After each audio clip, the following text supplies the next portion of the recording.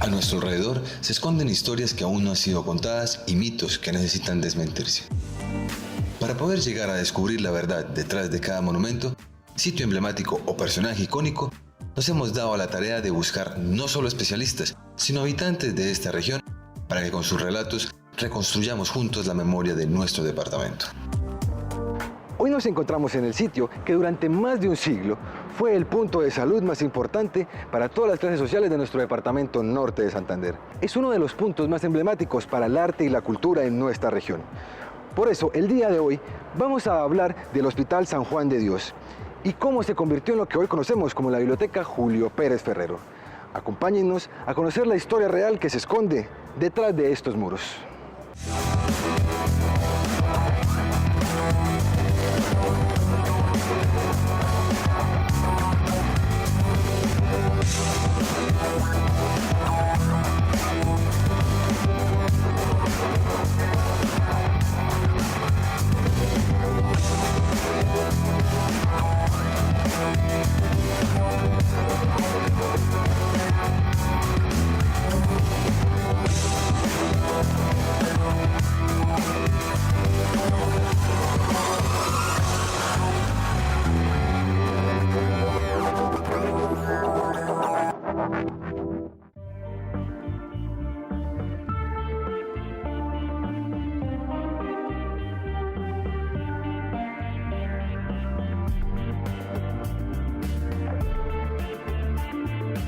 En estos pasillos funcionó lo que en un momento se llamó el Hospital Real.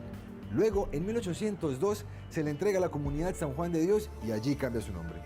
Pero mejor que sea el experto que nos cuente un poco más de esta historia. Para ello, tenemos a Gustavo Gómez Ardila, quien es miembro de la Academia de Historia de Norte de Santander. Recordemos que la colonia fue la época en que estábamos sujetos a la corona española y que duró hasta 1810. Ya había la inquietud aquí, en la región de Cúcuta, en la frontera con Venezuela, de crear aquí un dispensario de salud donde pudieran llegar enfermos tanto del Virreinato de la Nueva Granada como de la Capitanía General de Venezuela.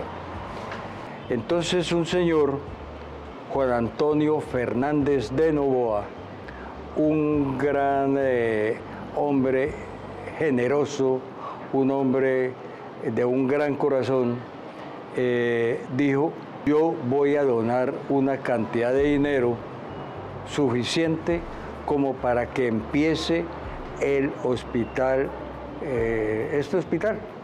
Cuando esto era apenas un potrero, ocupaba 4 solares.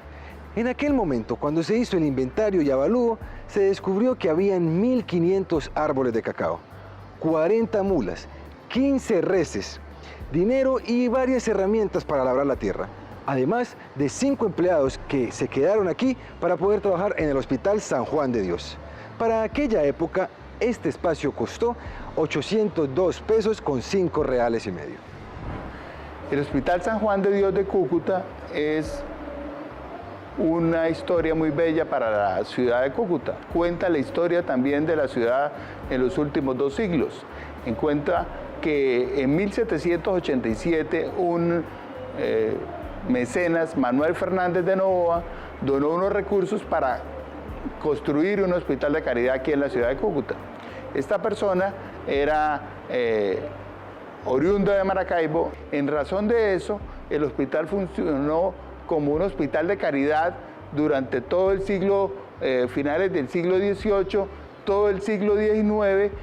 A partir de ese momento empezó a funcionar y contrataron, por orden que estaba ahí especificado, que debían contratarse a los hermanos de San Juan de Dios, hermanos varones y hermanas monjas vinieron y se establecieron en Cúcuta y bajo la tutoría de ellos empezó a funcionar el hospital, que entonces ya no fue real, sino Hospital San Juan de Dios.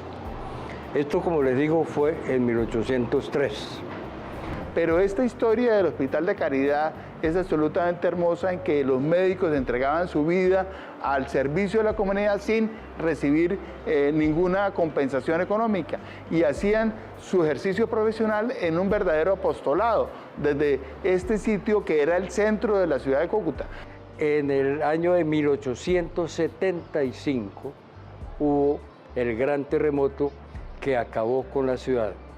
La ciudad tenía 7.000 habitantes aproximadamente y 5.000 habitantes murieron en ese terremoto. Los enfermos que había aquí murieron todos, unos del susto del terremoto y otros apachurrados bajo el techo y las paredes que cayeron sobre ellos.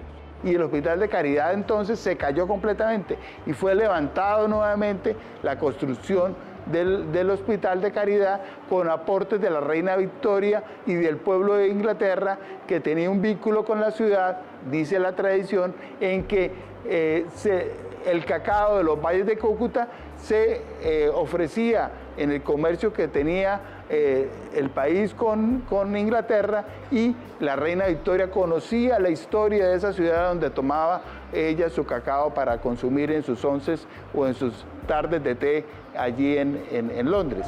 Por eso, cuando el terremoto, entonces, ella envió una gran cantidad de auxilios en libras esterlinas para que se reconstruyera.